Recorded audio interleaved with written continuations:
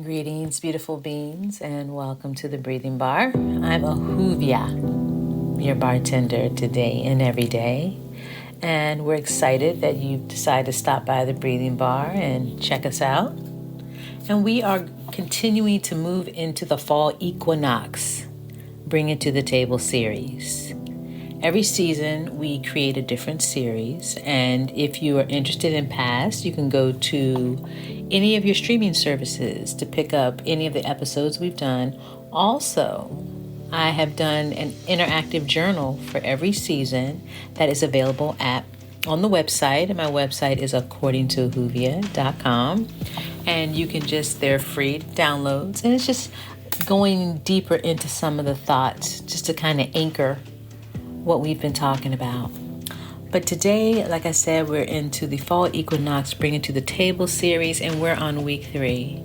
And this week we are going to be going into a masterpiece is only a masterpiece the moment you acknowledge its absoluteness. After that, the absoluteness shifts and deconstruction continues. And I know that's a mouthful, and I know that's a lot, but it fits perfectly with what I want to talk about. But before I do, I want to tell you what I'm sipping on.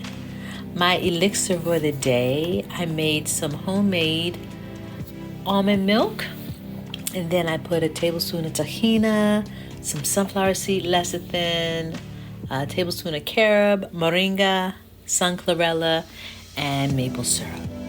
And I just kind of made something to take to work with me today. And then I said, hey, I have some left over, so let me just enjoy it. But I warmed it up. And so I'm sitting here now having it warm, whereas when I went to work, I kind of let it just be room temperature. And it was just a milk. It wasn't thick, but it was nutrient-based, the moringa, the chlorella, the sunflower seed lecithin, and, so it was really fulfilling because I work to eat one meal a day. So this helps me between classes when I'm teaching the babies.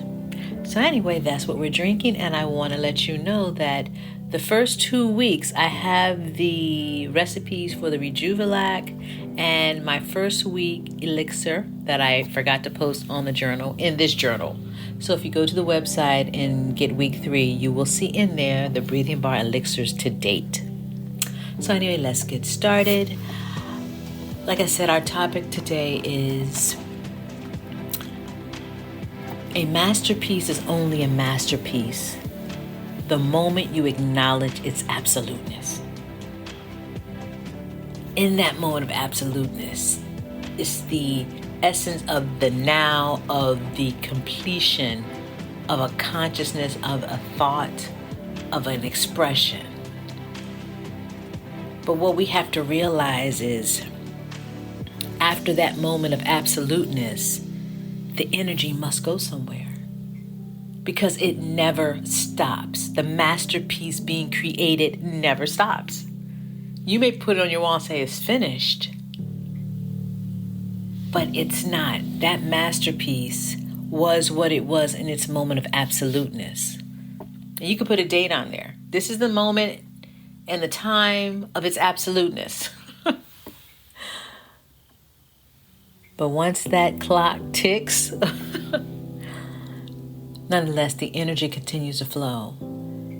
And moments after that, you could look at the same painting, and it's no longer in the moment of absoluteness that it was when you first acknowledged it. And that's the beauty and uncomfortableness of energy shifting. As we always say, change is the only constant. And I know sometimes we wish we could just stop everything. We want to stay in a space for a moment because it's in its absoluteness, and we want to just relish it. And you still can, but you have to know underneath the moments that you relish it, shifting is still happening and is continuing to happen. So with this in mind, my question is, how do you define your success? When we look at this masterpiece and your moments of absoluteness, how do you define your success? Is it by the finite nature of the material world and ego? Or is it when you continue to stay receptive to the constant flow and shape-shifting of energy in yourself?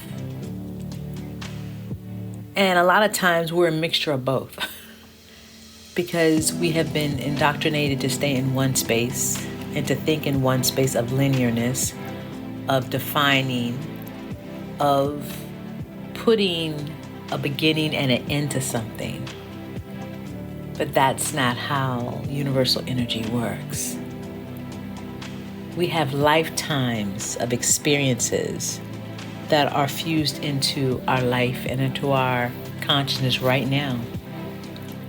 That's why I always tell people when they say, why did this happen? Why? I said, and I always say about 75% of your entire relativities come from past life energy or parallel lives you jumped into, astral traveling, because our subconscious mind does so many things that we're not aware of because we are still coming into our full connectiveness. So many times we're all over the place and our subconscious mind is doing its own thing. Our conscious mind is doing its own thing. And so our energy bodies are just kind of working to hold everything together. So if we bring it to the table, dealing with our masterpiece, it's important to embrace your masterpiece wherever you are in the process. It's important because the masterpiece is you.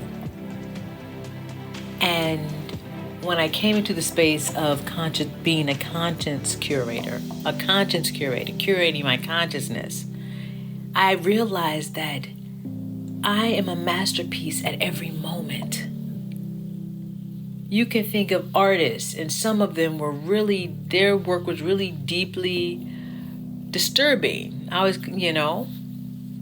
But there was a beauty and a brilliance in the darkness. It was so much light that it drew you in.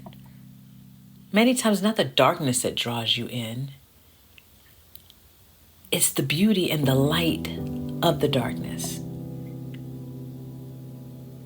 So, how do you look at yourself when you are in your space of evolution? Can you see yourself as a masterpiece? When you are confused, when you have no order, when you don't physically look the way you want to, if you aren't manifesting the things you want in your life, if you are manifesting other things and you see so many imbalances, can you still see the masterpiece that you are in that moment? Can you come into that space of absoluteness when you are in your most challenging moments? And this is what bringing it to the table for me does. And that's why I felt it was important to bring it to the forefront. Because when I bring it to the table, many times it'll sit there. I have a table filled with stuff. I got a lot of stuff on my table. And I'll look at it and I say, okay, let me put this in a neat pile because I ain't figured that out yet. And then I may have something sitting right in front of me like, oh, okay, I can work on this right now. But being in the moment of my absoluteness, it's just like, even though I may not know, I am still this beautiful, brilliant masterpiece that is continuing to shape-shift, absorb, acknowledge, stay in awareness, stay in empathy.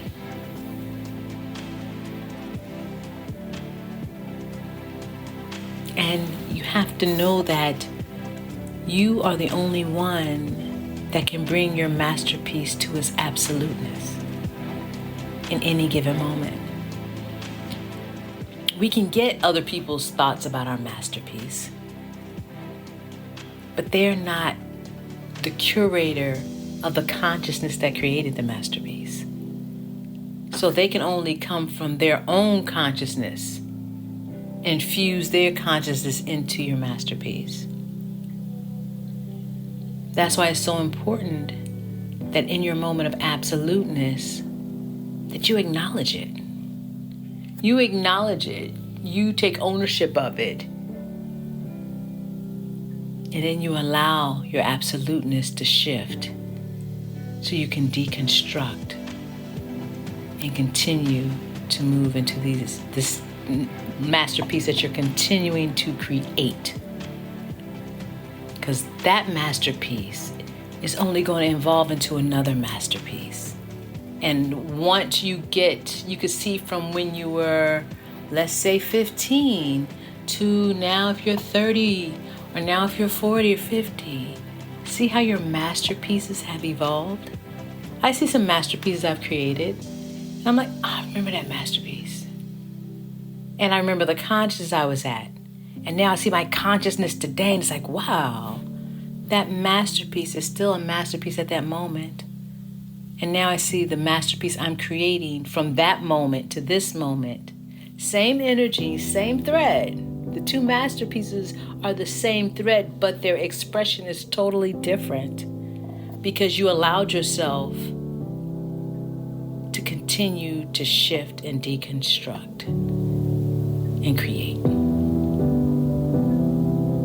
So that's what I wanted to bring to the table today. A masterpiece is only a masterpiece the moment you acknowledge its absoluteness. And after that, the absoluteness shifts and deconstruction continues. So you all have a beautiful week. And I hope every moment is one of conscious awareness and acceptance. And we will talk soon, beautiful beings. Thank you for coming to the Breathing Bar. And you all have a blessed moment wherever you are. Give thanks.